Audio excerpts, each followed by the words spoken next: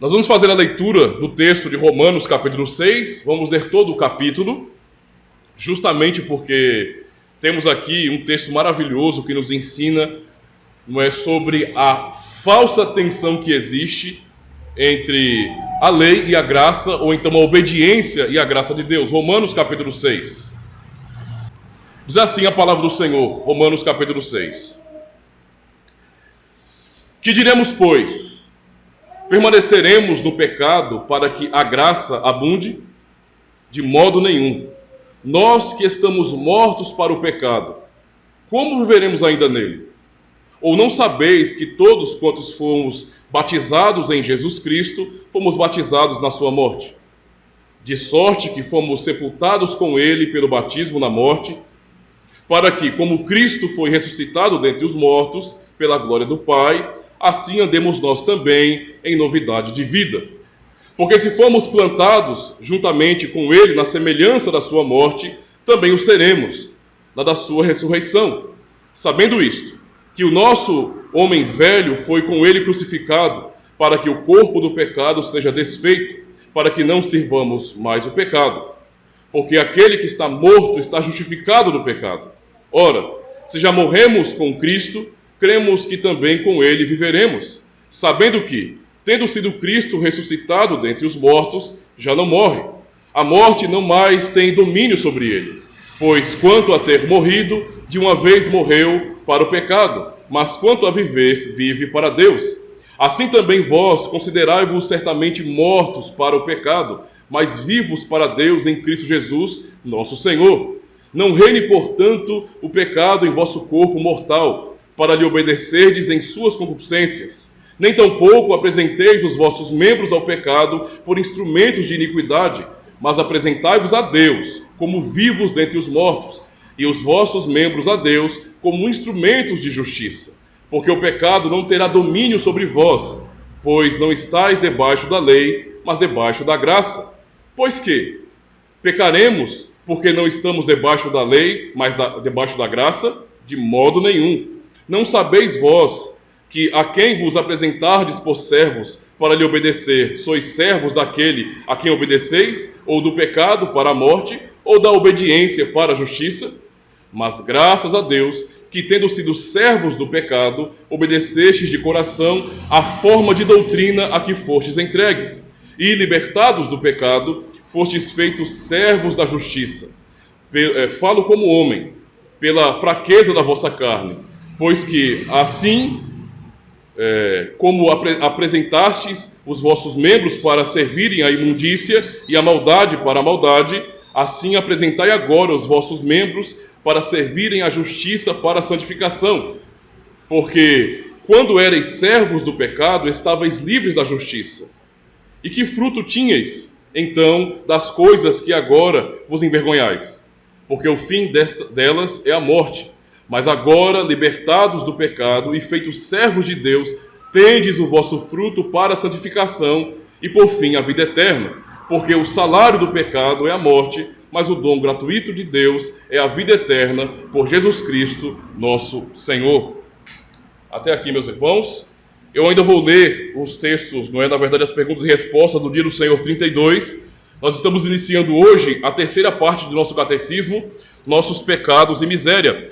Aliás, nossa gratidão. Eu queria só antecipar para os irmãos o seguinte, que eu estou pregando mais vezes num dia do Senhor apenas, porque como nós não começamos, quando eu cheguei aqui, eu não comecei certinho do primeiro dia do Senhor, então, tecnicamente, terminaríamos muito antes, não é, do final do ano, o catecismo. Então, eu estou me apegando a alguns pontos específicos do catecismo para a gente conseguir terminar em dezembro certinho, tá certo? E no próximo ano, se Deus quiser, começarmos a partir do primeiro dia do Senhor.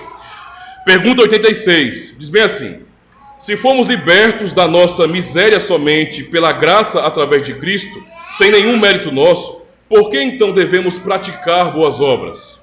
Resposta: porque Cristo, tendo nos remido pelo seu sangue, também nos renova por seu Espírito Santo a sua imagem, para que, com toda a nossa vida, mostremos-nos gratos a Deus por seus benefícios e para que Ele seja louvado por nós. Além disso, para que tenhamos a certeza da nossa fé por causa dos seus frutos, e para que, pelo novo viver piedoso, possamos ganhar nosso próximo para Cristo. E pergunta 87, podem ser salvos aqueles que não abandonam o modo de viver ingrato e impenitente e não se convertem a Deus? Resposta, não, de modo nenhum. A Escritura diz que nenhum impuro, idólatra, adúltero, ladrão, avarento, bêbado, maldizente, assaltante ou semelhante herdará o reino dos céus. São essas as reflexões, então, não é dos textos que nós temos aqui. Amada congregação do Senhor e Salvador Jesus Cristo, quando ouvimos acerca do Evangelho, meus irmãos, nós aprendemos, não é, sobre a maravilha da graça de Deus, sobre como Deus enviou seu Filho por nós, sobre como fomos perdoados por sua graça, e sobre como Deus, por sua bondade, nos enviou também o Espírito Santo para nos selar, nos dar a certeza de que nós somos seus filhos. E tudo isso realmente é maravilhoso em nossas vidas. Mas eu faço uma pergunta, porque tudo isso é a verdade declarada por muitos cristãos hoje, especialmente protestantes. Por isso faço uma pergunta, que é justamente esta. Afinal de contas, esta graça de Deus que é cantada nos hinos, que é proclamada por muitos, ela causa um impacto em nossa vida? Ela traz diferença real em nossa vida, em nossa maneira de viver? Essa pergunta é importante, irmãos. Porque é muito comum que as pessoas influenciadas, não é, por essa cultura de mercado gospel acabem entendendo que palavras como fé, graça, salvação, misericórdia são apenas palavras de cultura cristã, mas que não têm uma implicação real em nossas vidas. Tipo, nós falamos porque é comum, é o evangeliquez, não é? Faz parte do vocabulário de crente. E, na verdade, é a sua maneira muito simples, pobre de analisar essas palavras. Ou seja, muitos que falam sobre a graça de Deus são aqueles que dizem: não julguem, não me julguem, certo? Não exorte, não proíba, não cite os mandamentos, pois nós vivemos no tempo da graça e não no tempo da lei. Não temos necessidade de ficarmos citando ou lendo os mandamentos do Senhor. E ninguém pode me julgar então. E com isso acabam, infelizmente, banalizando o conceito da graça de Deus, transformando esta graça em algo inoperante, que não faz sentido, que não traz mudanças e que não vem a impactar este mundo. Podemos perguntar então, qual é a diferença de sermos cristãos? De falarmos para as pessoas que somos salvos pela graça. Quando alguém diz, eu sou um cristão, Deus me salvou por meio do seu Filho, me salvou por esta graça maravilhosa, eu nada fiz para merecer isso. Mas essa pessoa não vive de acordo com esta graça, ou seja, não vive de acordo com a vontade de Deus, essa pessoa está dando um mau testemunho do Senhor e chamando essa graça de graça barata, que não serve para nada. É sobre isso que queremos refletir nesta manhã. Eu quero então resumir o sermão dessa manhã no seguinte tema: os efeitos gloriosos da graça de Deus em nossa vida. Nós temos que dar ênfase a isso. Falamos sobre a graça de Deus, mas o que isso importa em nossa vida? Falamos sobre a graça de Deus, mas que mudanças esta graça proporciona em nossa maneira de viver, em nossa maneira de pensar. Em primeiro lugar, então, precisamos compreender que a graça de Deus não dá ocasião para a vida de pecado.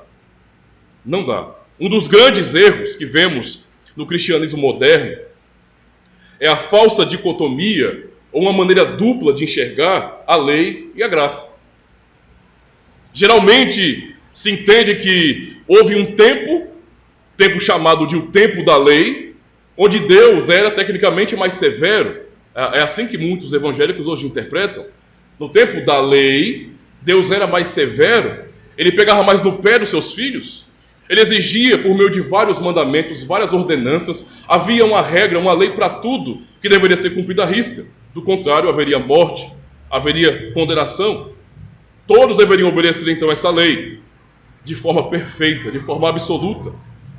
Ainda hoje existem pessoas que acreditam que houve um tempo na história da redenção que Deus salvava de maneira diferente, por exemplo. Nós aprendemos de Gênesis e Apocalipse, meus irmãos, que a salvação sempre foi pela graça de Deus por meio da fé. Nunca houve uma outra maneira de salvação. Jamais. O homem pôde se salvar fazendo obras, por exemplo. Mas alguns entendem que no tempo da lei as pessoas eram salvas porque obedeciam aos mandamentos, porque cumpriam à risca aquilo que era ordenado na lei de Deus, o que é um erro terrível. Abraão, não é, ele viveu antes da instituição formal da lei, por meio de Moisés. E Gênesis capítulo 15, verso 6 diz que Abraão creu em Deus e isso lhe foi imputado para a justiça. Ou seja, ele foi justificado pela fé, como nós somos hoje também, quando cremos em Jesus Cristo. Ou seja, sempre a salvação foi por meio da fé. Mas alguns dizem que há essa separação, salvação pela lei e salvação pela graça. E, portanto, a consequência disso, para muitas pessoas, é que, se naquele tempo Deus era mais severo em exigir obediência para a salvação, e agora a pregação é a graça de Deus, significa dizer então que hoje a coisa se tornou muito mais fácil. Muito mais fácil. Não há exigências. Eu não tenho que me preocupar em obedecer a Deus, em ser um cristão piedoso, em seguir o caminho de Jesus Cristo. Eu não tenho que me preocupar em imitar ao Senhor. Não, porque eu sou salvo pela graça. Muitos usam isso como um discurso de defesa contra aqueles que erroneamente são chamados de legalistas. Acredite, irmãos, nós reformados, para muitas pessoas, somos legalistas. Só o fato de lermos a lei de Deus, os 10 mandamentos, no culto pela manhã, para alguns que aprenderam a desprezar a lei de Deus, não é uma atitude legalista. Quando há, por exemplo, em nosso catecismo, exposição, explicação de cada mandamento, para muitos isso é legalismo. Essa é a desculpa deles. Nós somos salvos pela graça. Temos que falar de graça. Deus já foi severo, mas agora ele ficou muito mais brando, né? Ele abrandou o seu tratamento, ele agora é muito mais tranquilo, ele é muito mais pop. É um Deus que deixou de exigir, que não dá ênfase tanta nesse sentido à sua santidade. Aquilo que nós vemos, por exemplo, no tempo da Antiga Aliança, quando 2 sacerdotes foram mortos por desobedecer a Deus, aquilo não acontece mais. Agora estamos num tempo muito mais suave, muito mais liberal. Deus se adaptou ao mundo. Deus se adaptou ao mundo moderno. Assim como vemos que a sociedade tem avançado de maneira negativa com relação à moral, assim Deus também tem compreendido mais o ser humano e, portanto, se relacionado com o homem assim, deixando de lado certas exigências para ter um relacionamento fiel ou então amoroso com o homem. Ou seja, para muitos, meus irmãos, Deus deixou de se preocupar com as exigências ou a formalidade de sua lei e agora ele se foca muito mais no coração. Percebam como isso é perigoso. Você separar, não é, o externo do interno. Isso é perigoso demais. Porque se Deus está dando ênfase somente ao interno, significa dizer na prática que eu não preciso obedecer a nada. Por quê? Eu posso dar a desculpa que todo mundo usa hoje. Deus conhece meu coração. Você não pode me julgar, Deus conhece meu coração. É o que muitos têm usado para se defender. Porque para eles, Deus se foca agora no interno e não se importa mais com o externo, com aquilo que está fora, com aquilo que é praticado. Isso é um erro muito grande, porque na verdade, em toda a Escritura, nós nunca vamos aprender do Senhor Deus que há uma separação. Na verdade, Deus nos chama de maneira completa, corpo e alma. Nós devemos servir a Deus de coração, não é? E de verdade, em nossa própria vida, de maneira completa, e não apenas em uma parte dela. Essa visão, então, meus irmãos, ela não é um mero erro que devemos desprezar, mas é uma visão diabólica. Pois é justamente baseado nesta visão tão diabólica que todo tipo de imoralidade é praticada por pessoas que se dizem cristãs e que frequentam igrejas. As pessoas convivem com isso como se fosse normal. Me diga, qual o sentido? Como é que nós podemos olhar para isso? Nós lemos a palavra de Deus e nós vemos o Senhor estabelecendo princípios que são pétreos, que não mudam, que são inalteráveis, sobre a natureza humana, sobre quem nós somos, sobre como Ele nos criou, homem e mulher, macho e fêmea, e hoje você vê uma distorção moral tão grande que mesmo em comunidades que se dizem evangélicas e cristãs e que pregam o amor de Cristo, não é? É tolerado e até promovido todo tipo de distorção sexual, onde homem e mulher não são mais homem e mulher. São crentes não binários. São pessoas que podem ser o que quiser. Simplesmente isso. É tão absurdo que muitos podem O homem agora eu quero ser uma mulher, a mulher agora eu quero ser um homem, mas talvez à noite eu queira ser uma árvore ou então um cavalo. As pessoas são assim. E parece que isso é normal no mundo de hoje. Se os irmãos forem dar uma olhadinha, por exemplo, na situação, eu não sei qual foi a empresa, se eu não me engano, é uma empresa de cosméticos aí, vende muito perfume, esse tipo de coisa. E tava lá o postzinho sobre o Dia dos Namorados. Adivinha só qual é a imagem do Dia dos Namorados? 2 machos. É uma coisa forçada. Forçada contra o que Deus estabeleceu. E cristãos moderninhos têm aceitado isso como se fosse normal. E como se Deus deixasse de exigir, ou como se ele tivesse simplesmente deixado para lá. Não. Olha, eu criei assim, mas já que o homem não consegue viver assim, ou já que o homem tem essas preferências, eu vou me moldar à vontade do homem. Porque afinal de contas eu sou um Deus gracioso, misericordioso, um Deus bonzinho, que se veste de vermelho e tem uma barbinha branca, que fala ho no dia de Natal. Basicamente é isso. Estão confundindo Deus com um bom velhinho. E olha que o bom velhinho original, digamos assim, era um cristão de verdade, não é? O pensamento então é esse. Uma vez que estamos no tempo da graça, muitas coisas simplesmente deixaram de ser pecado. Eu lembro de uma vez, há muitos anos atrás, quando assistia a um vídeo de uma seita, eu não lembro se o nome era Crescendo em Graça, é o nome, né? Crescendo em Graça. O que vai ser dado ênfase aí? Justamente isso, a esta graça que é barata e que dá razão para as pessoas viverem em pecado. E nessa suposta comunidade cristã, todos ali tinham liberdade, não é, para criarem, digamos assim, ou estabelecerem relacionamentos, não é, que não fossem de acordo com a palavra de Deus. Então lá era normal, não é? A prática homossexual era uma coisa comum. As pessoas podem ficar com raiva, morder o dedo. A palavra do Senhor é a palavra inalterável, ela permanece para sempre. Pode passar céu e terra, as palavras do Senhor não passarão. Então não adianta querer se adaptar a um novo normal, porque Deus permanece o mesmo. Se Deus tivesse mudado, tudo bem, mas Ele não mudou. É o mesmo Deus Santo que nos criou e exige o mesmo de nós ainda. Ou seja, para muitos então, Deus, para se relacionar com as pessoas, Ele dá ênfase a um tipo de graça que não tem graça nenhuma. Ele simplesmente deixa de considerar pecado como pecado, para estabelecer um relacionamento compreensivo com o ser humano. Então, basicamente, ele abraça, não é, muito mais os anseios humanos do que a sua própria lei, do que o seu próprio caráter santo e sua glória e justiça, aceitando então que a vida do seu povo seja uma vida moralmente liberal. É a situação.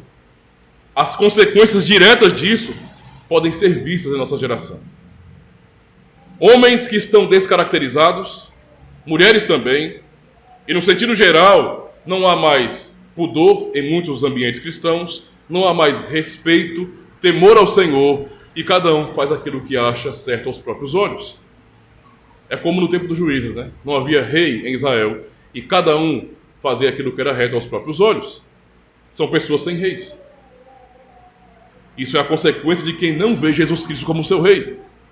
Age como se não houvesse uma autoridade suprema. Paulo, ele teve que lidar com isso.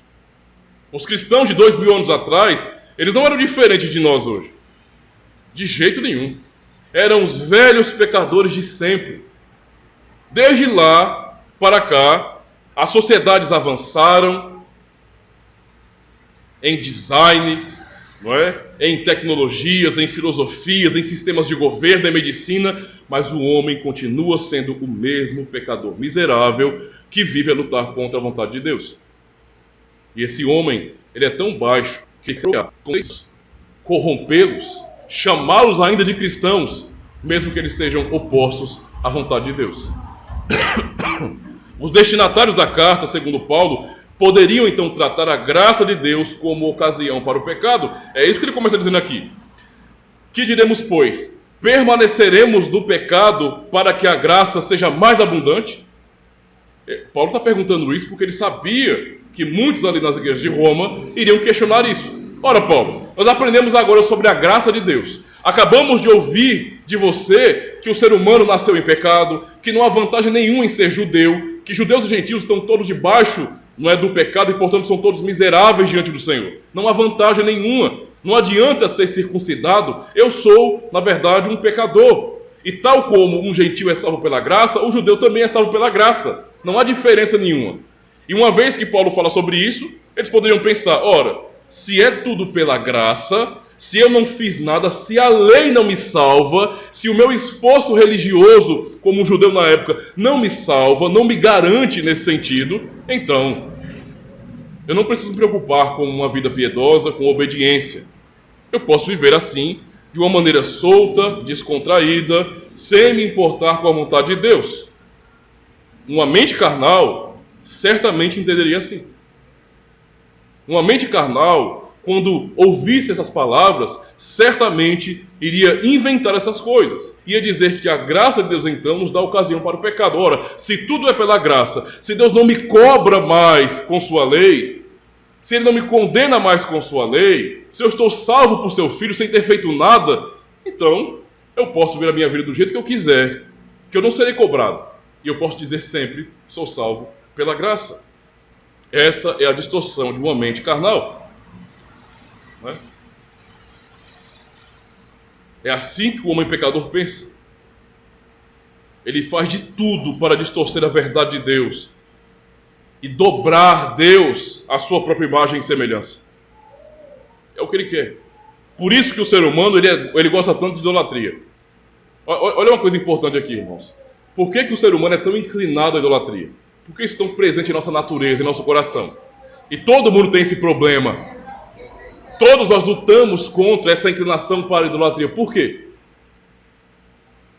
Porque quando eu estabeleço a idolatria, os deuses que eu cultuo são a minha imagem e semelhança. Eles fazem aquilo que eu quero.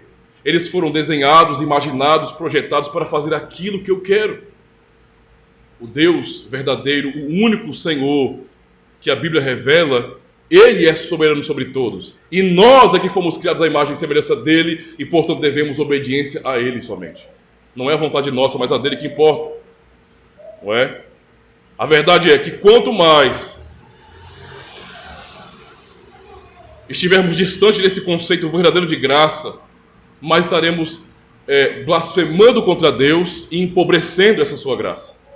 Alguns estão pensando, muitas vezes, que, na verdade, nós estamos enaltecendo. Olha o que Paulo está perguntando aqui, irmãos. Ele não perguntou isso à toa, ele sabia exatamente o que as pessoas pensariam ali. Que diremos, pois, permaneceremos no pecado para que a graça seja mais abundante? Olha a mentalidade do ser humano, que é justamente essa. Olha, no fim, o que nós estamos fazendo? Cooperando com Deus. Estamos cooperando com Deus. De que maneira? Estamos pecando mais para que a graça dele brilhe ainda mais em nós. Quanto mais nós tivermos pecados, e então Ele nos perdoar, quando estivermos pecando, mais a sua graça vai ser exaltada. É isso que o pecador pensa. O homem tem essa engenhosidade em sua mente, ele gosta de distorcer a verdade. A resposta que Paulo dá é essa, no verso 2, de modo nenhum. Nós que estamos mortos para o pecado, como viveremos ainda para ele? Então, a resposta direta de Paulo deixa claro que existe uma incompatibilidade, ou seja, uma distância muito grande, muito clara, entre a graça de Deus e a desobediência. A graça não dá ocasião para a desobediência. Não há uma tensão verdadeira entre graça de Deus e vida piedosa. Na verdade, essas coisas se combinam. Não dá para pensar em graça de Deus sem os frutos dessa graça. Não faz sentido isso. E é o que Paulo está ensinando aqui. E com isso aprendemos que não há graça onde não há viver piedoso. Qualquer pessoa que se diga cristã e que nega a vida de piedade, de obediência ao Senhor, ela não sabe o que é graça. Ela não tem ideia do que é graça. Ela está iludida com um conceito falso e libertino que ela criou no coração dela. É uma idolatria, só isso. Não é? Há muitos indivíduos, então, frequentadores de igreja, que não suportam, por exemplo, ouvir a lei de Deus. Não suportam a leitura dos mandamentos. Não suportam a exposição, a explicação desses mandamentos. não suportam exortações, eles não suportam que presbíteros, que pastores chamem eles de canto e falem: irmão, não é assim que o Senhor nos ensina, não.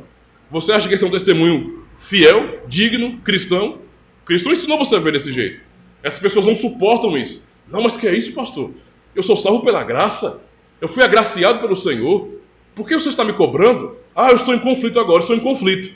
Porque o Senhor fala domingo que o Senhor nos salva pela graça e agora está me cobrando obediência? Eu estou em conflito. Essas pessoas, irmãos, não sabem o que é a graça. Não é?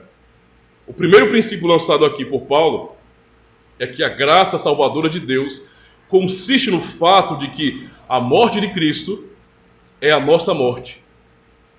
E morremos para a nossa velha vida de escravidão ao pecado. Como então poderemos viver para o pecado se morremos para ele? Essa é a lógica de Paulo. O que ele está dizendo aqui, olha, simplesmente não faz sentido nenhum dizer que é um cristão que foi alcançado pela graça de Deus e a consequência disto não for uma vida piedosa. Não faz sentido. Não ser uma vida piedosa, não há graça. É assim que investigamos. É como analisar a questão da fé. Não existe fé sem obras. Todo mundo que fala de fé sem obras está mentindo. E a Escritura chama a pessoa de enganada. Está se enganando, porque ouve e não pratica. Em segundo lugar, meus irmãos, aprendemos que a graça de Deus, então, ela nos proporciona uma nova maneira de viver. Paulo faz a analogia do batismo aqui. Nos ensina sobre o batismo, o que ele significa também para nós. No verso 3, lemos bem assim: ou não sabeis que todos quantos fomos batizados em Jesus Cristo, fomos batizados na sua morte. De sorte que fomos sepultados com ele pelo batismo na morte, para que como Cristo foi ressuscitado dentre os mortos pela glória do Pai, olha a ênfase aqui, assim andemos nós também em novidade de vida. Ou seja, a graça que nos foi dada pela morte de Jesus Cristo, não é, o Filho de Deus, tem um propósito. Não é apenas uma palavra. Tem um propósito muito bem definido. Não é algo sem um objetivo claro para a nossa vida. Nós devemos então entender que a graça, ela não tem, meus irmãos, a menor possibilidade de falha. Não há como ver a manifestação dessa graça de Deus senão por uma vida transformada pelo Evangelho. Ela sempre alcança o seu propósito. Podemos dizer até que é impossível, ouçam com atenção, é impossível a graça de Deus, não é, alcançar uma pessoa e esta não produzir fruto. Impossível. Que não haja uma mudança na mente da pessoa. Que não haja uma regeneração na vida da pessoa. É impossível. Se nós aceitarmos que é comum, é normal, é possível que alguém seja alcançado e salvo por esta graça e não tenha um coração novo, um desejo novo de obedecer a Deus, se a pessoa aceitar que isso é verdade, então a graça e a salvação tornam-se algo relativo. Você não tem que estar ligado a Deus, a vida de piedade, e faz sentido então que as pessoas abandonem a Bíblia, abandonem a lei, abandonem a igreja. Isso não faz sentido.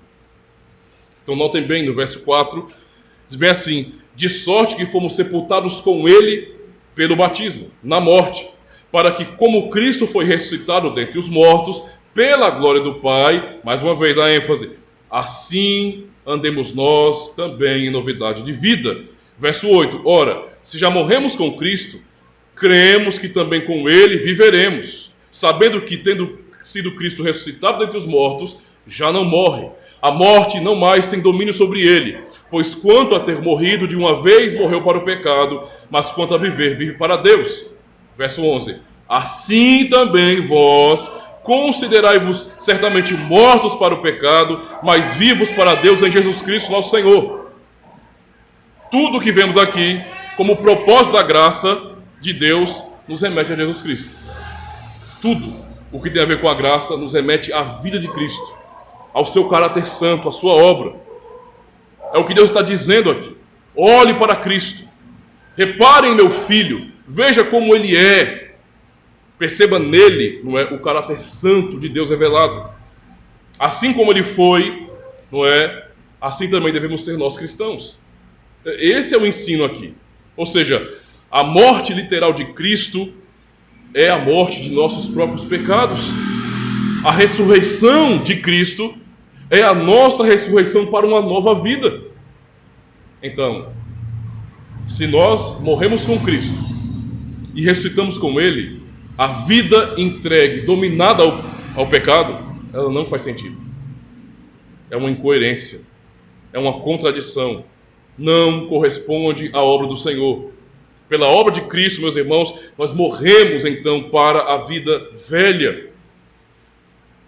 Éramos simplesmente por natureza filhos de Adão, caídos, separados de Deus. Nós nascemos desconectados do Senhor. Ninguém nasce ligado espiritualmente a Deus. Pelo contrário, todos nós nascemos afastados do Senhor. Cristo é quem nos reconcilia por sua obra. Por isso mesmo ele diz, verso 12 e 13, não reine, portanto, uma vez que nós morremos com Cristo e ressuscitamos com Ele, o que ele diz agora é, não reine, portanto, o pecado em vosso corpo mortal, para lhe obedecerdes em suas concupiscências, em seus desejos. Nem tampouco apresenteis os vossos membros ao pecado por instrumentos de iniquidade, mas apresentai-vos a Deus como vivos dentre os mortos e os vossos membros a Deus como instrumentos de justiça. Ou seja, as exortações sobre nós só fazem sentido por causa da graça de Deus. É só por causa disso que faz sentido. Sem a graça de Deus em nós, meus irmãos, não haveria razão para a exortação. Qual o sentido de eu exortar? Eu sou um pastor, vou exortar alguém que não tem o Espírito Santo, que não foi alcançado pela graça. Vai fazer sentido o que eu estou falando para a pessoa? A pessoa vai até entender princípios fundamentais, por exemplo, de moral. Até entende isso. Mas se comprometer a ponto de dar ouvidos a um pastor, é só a graça de Deus. Nós não estamos aqui porque há uma pessoa, ou porque um líder, um pastor cristão, ele tem poder sobre as pessoas. Não é isso. Não é o que mantém as pessoas na igreja. Eu sei que em instituições que nós temos por aí, que são falsas igrejas, são sinagogas de Satanás, porque essa é a realidade, as pessoas estão pelos seus líderes. É por esses líderes, que muitos estão ali, enchendo templos, lotando estádios, porque querem ser igual àquele modelo, não é, de prosperidade que estão vendo ali. Eles querem ser como ele, por conta disso. Essa é a razão do porquê nós não temos que ter pena, não é ficar com peninha, por exemplo, de pessoas que estão em comunidades que são um antro de charlatões, reclamando porque foram roubadas. Ora, elas quiseram aquilo. Quiseram aquilo ali. Elas buscaram aquilo. Elas têm um grande menu. Elas podem procurar em várias comunidades até achar uma comunidade fiel. Mas querem isso? Não. Às vezes foram visitar uma igreja fiel, ouviram uma pregação dizendo, se arrependa pecador, isso é conversa aqui, eu não volto mais. Vai para uma outra que diz, Deus te ama assim como você é, não precisa mudar nada, seja desse jeitinho que ele te ama do meu, eu quero ficar aqui. São culpados. Não são inocentes, são culpados. O ponto é, meus irmãos, quem nos mantém na igreja é o próprio Deus. É a graça do Senhor nos assistindo aqui. Não são simplesmente as pessoas. É a graça de Deus nos conduzindo, nos exortando e por isso nos submetemos. Ora, o que leva um cristão a ouvir, nesse sentido, a exortação numa pregação ou numa conversa pastoral com os presbíteros, a dar ouvidos e submeter, se não for a graça de Deus? É o Senhor. É o Espírito Santo convencendo a pessoa. Porque, do contrário, me responda qual seria a lógica. Um homem chega até a minha casa, que é um oficial da igreja, e ele fala, meu irmão, eu preciso te afastar da mesa do Senhor. Por causa disso, ler um versículo bíblico. Essa é a razão. A pessoa só se submete a isso por causa da graça de Deus. Se não fosse a graça do Senhor na vida daquela pessoa, ela não daria ouvidos a isso. Está lendo um livro para mim aqui, quer que eu obedeça? Qual o sentido disso? Por que eu deveria viver de acordo com esse livro? Seria só um livro para ela. Mais nada. A obediência, então, ela é fruto da graça do Senhor. E para aqueles que querem colocar a lei ou a obediência em oposição à graça de Deus, para aqueles que querem dicotomizar, separar as coisas e dizer que a graça não combina com a lei ou com a obediência, a resposta de Paulo no verso 14 é justamente essa. Porque o pecado não terá domínio sobre vós, pois não estáis debaixo da lei, mas debaixo da graça. Ele não está colocando a lei aqui e a graça como se fosse algo oposto, como se estivesse em oposição. Mas ele está dizendo que a lei não tem domínio sobre nós, porque a lei já nos matou. Esse é o ponto aqui. Tem gente que lê sobre isso. Gente que lê esse versículo, está vendo aí, pastor? Está vendo? Eu estou no tempo da graça e não no tempo da lei. Não é o que Paulo está dizendo aqui? Não. Nós vemos todo o capítulo 6 e nós entendemos toda a construção do pensamento de Paulo. Quando lemos o verso 14, o que podemos compreender aqui de maneira muito clara é que Paulo está dizendo justamente isso. Por que a lei não tem domínio sobre nós? Porque a lei já nos matou. Quem morreu já está justificado dos seus próprios pecados. Ou seja, a lei nos matou. E quando é que a lei nos matou? Quando foi que isso aconteceu? Quando Cristo morreu. A morte de Cristo deve ser a morte do verdadeiro cristão. Se eu, como cristão, não puder olhar para a morte de Cristo como sendo a minha própria morte, significa dizer que o velho homem ainda vive. E se o velho homem ainda vive, eu não obedecerei a Deus. É impossível. Não há prazer em fazer a vontade do Senhor. Não faz sentido.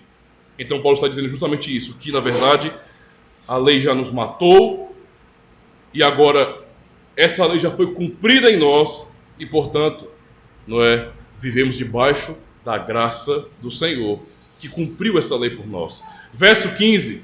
Pois que pecaremos porque não estamos debaixo da lei, mas debaixo da graça?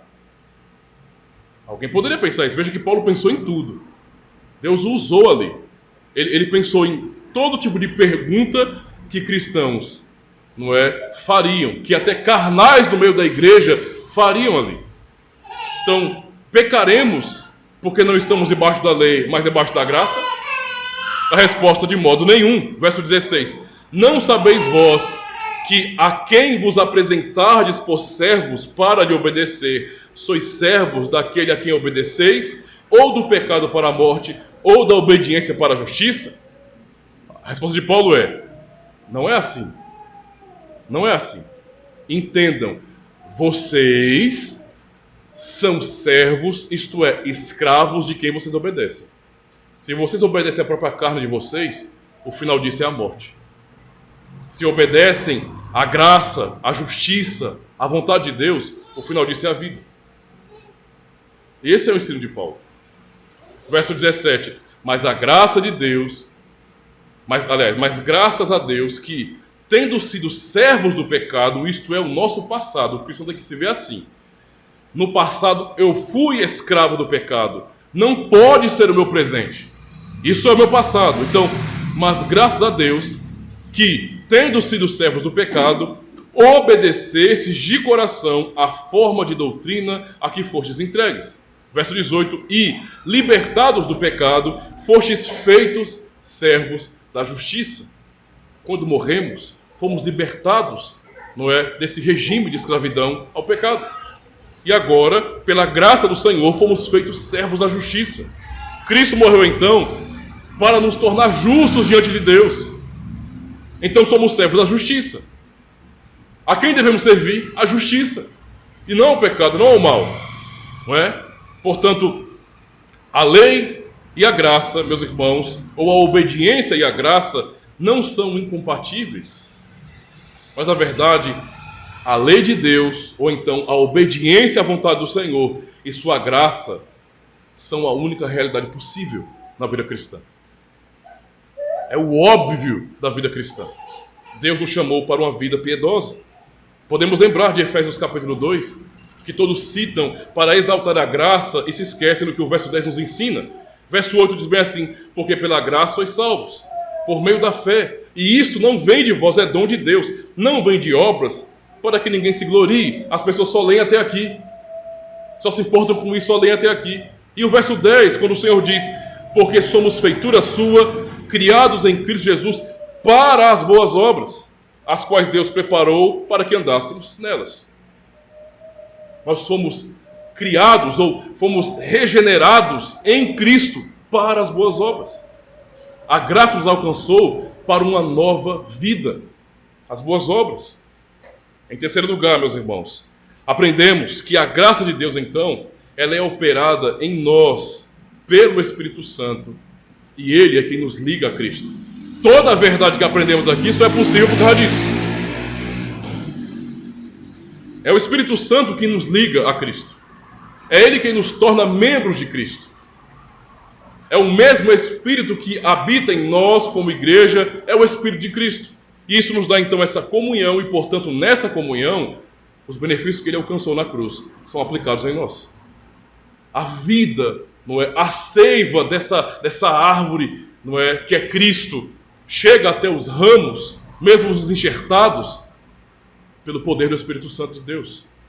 Romanos 8, por exemplo, versos 5 a 9, diz bem assim, ouçam com atenção: porque os que são segundo a carne se inclinam para as coisas da carne, mas os que são segundo o Espírito, para as coisas do Espírito. Verso 6, porque a inclinação da carne é morte, mas a inclinação do Espírito é paz e vida. Portanto, a inclinação da carne é inimizade contra Deus, pois não é sujeita à lei de Deus, nem em verdade o pode ser. Ou seja, se alguém não foi alcançado pela graça, o óbvio, não é, de estar distante de Deus e de sua graça, é uma vida entregue ao pecado. Onde qualquer coisa que a pessoa faça, qualquer coisa, mesmo aquelas que o mundo pode julgar como sendo as melhores, socialmente ou moralmente falando, não passam de iniquidade. Não passam de iniquidade.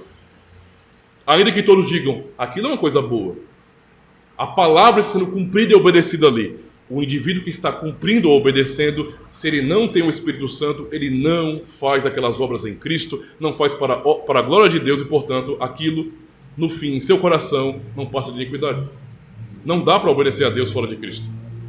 É impossível. Não dá. Verso 8. Portanto, os que estão na carne não podem agradar a Deus. Não podem. Vós, porém, não estáis na carne, mas no Espírito, se é que o Espírito de Deus habita em vós. Mas se alguém não tem o Espírito de Cristo, esse tal não é dele. Esse tal não é dele. Ou seja, nós aprendemos aqui de maneira muito clara em Romanos, capítulo 8 também, Paulo dando continuidade a essa mensagem, mostrando os efeitos da graça de Deus na vida das pessoas. Quando Deus alcança alguém por sua graça, a transformação, a mudança. Não dá para considerar que uma árvore é de determinada qualidade sem avaliar o seu fruto. A graça tem fruto, meus irmãos, porque o Espírito de Deus habita em nós. Verso 13 ao 16 de Romanos 8 ainda. Porque se viverdes segundo a carne, morrereis. Mas se pelo Espírito mortificardes as obras do corpo, vivereis. Verso 14. Porque todos os que são guiados pelo Espírito de Deus, esses são filhos de Deus. Aí a pessoa faz a mesma pergunta ao contrário. Quem são os filhos de Deus? Aqueles que são guiados pelo seu Espírito. Esses são os filhos de Deus. Como é que o Espírito nos guia? Nesta graça bendita? Pela obediência ao Evangelho, à lei do Senhor. No coração daquele que tem o Espírito Santo, não haverá esse conflito de não se aceitar. Não faz sentido alguém dizer assim, eu tenho o Espírito Santo de Deus, mas quando eu ouço a palavra, lei e mandamentos, chega e me dá uma repulsa. Não. Está errado. Está errado. O Espírito de Deus não produz isso em nosso coração. Muito pelo contrário. Verso 15. Porque não recebestes o espírito de escravidão, mas, aliás, para outra vez estáis em temor, mas recebestes o espírito de adoção, pelo qual clamamos, Abba, Pai. O próprio Espírito testifica com o nosso espírito que somos filhos de Deus, e assim Ele vai nos guiando nesta graça. Assim Ele vai nos guiando nessa graça, meus irmãos. Agora, ouçam bem o que Gálatas 5 nos ensina. Primeiro, Paulo aborda as obras da carne. O que é a carne? O que a vida humana sem a graça de Deus produz? Todo tipo de pecado. é o que a vida humana sem a graça de Deus produz, sem o Espírito Santo. Mas o que a vida no Espírito produz? Algo bem diferente. Ele diz bem assim, no verso 16: digo, porém, andai em espírito e não cumprireis os desejos da carne. Porque a carne cobiça contra o espírito, e o espírito contra a carne, e estes opõem-se um ao outro, para que não façais as coisas que quereis. Mas se sois guiados pelo espírito, não estáis debaixo da lei. Entende o que o Paulo está mencionando ali, no capítulo 6? Se nós somos guiados pelo Espírito, nós não estamos debaixo da lei. Em que sentido? A lei não nos condena mais, porque já nos condenou. A vida que temos agora é no Espírito. Já fomos condenados na cruz com o Senhor Jesus Cristo. Verso 19.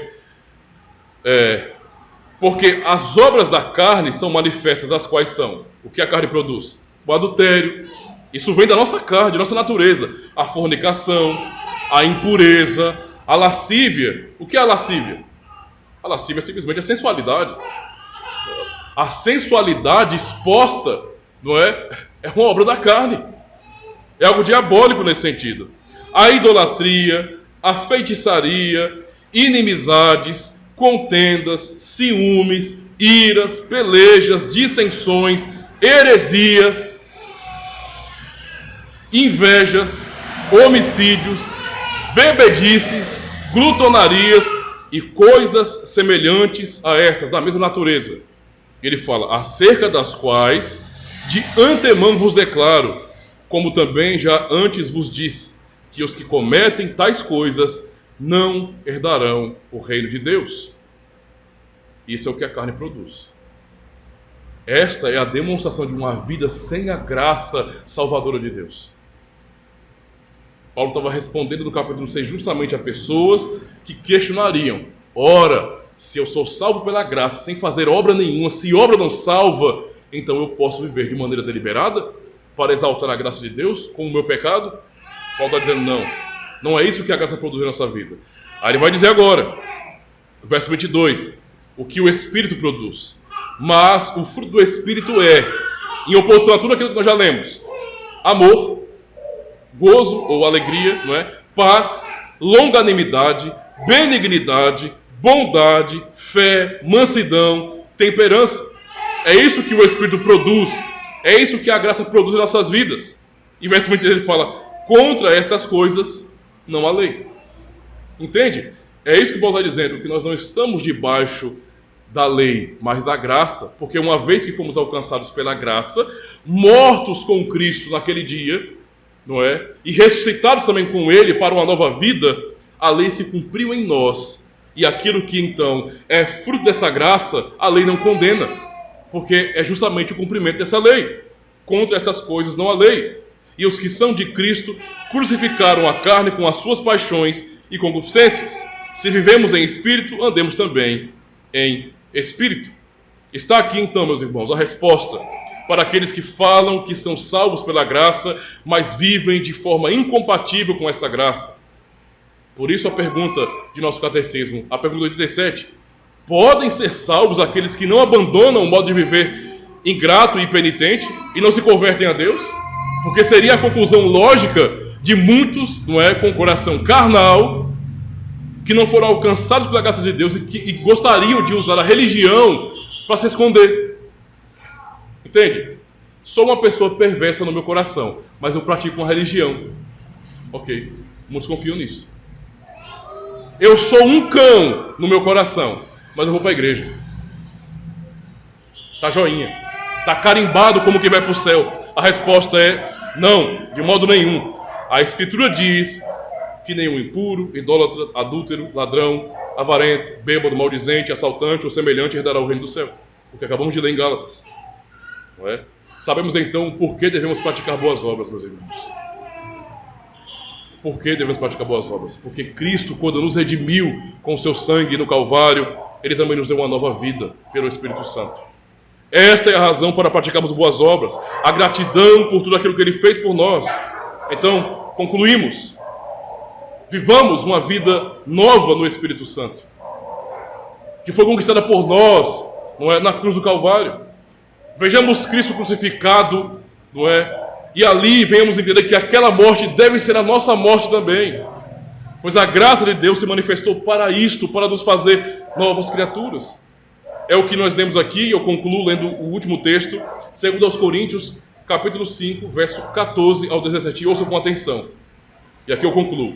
Porque o amor de Cristo nos constrange, julgando nós assim, que se um morreu por todos, logo todos morreram. Esse é o amor de Cristo. Se um morreu por todos, logo todos morreram. E ele morreu por todos, para que os que vivem não vivam mais para si, mas para aquele que por eles morreu e ressuscitou. Se eu sou um cristão, se eu confio nessas palavras fiéis de Jesus Cristo, então eu não devo ver mais para mim. O meu eu, o meu ego deve ser crucificado, deve ser enterrado, afastado de mim. A minha vida agora deve ser dedicada ao Senhor Jesus. Verso 16. Assim que daqui por diante ninguém mais conhecemos segundo a carne, e ainda que também tenhamos conhecido Cristo segundo a carne, contudo agora já não conhecemos deste modo. Verso 17, o texto que todos conhecem. Assim que, se alguém está em Cristo, nova criatura é. As coisas velhas já passaram, e eis que tudo se fez novo. Amém? Graças a Deus, meus irmãos.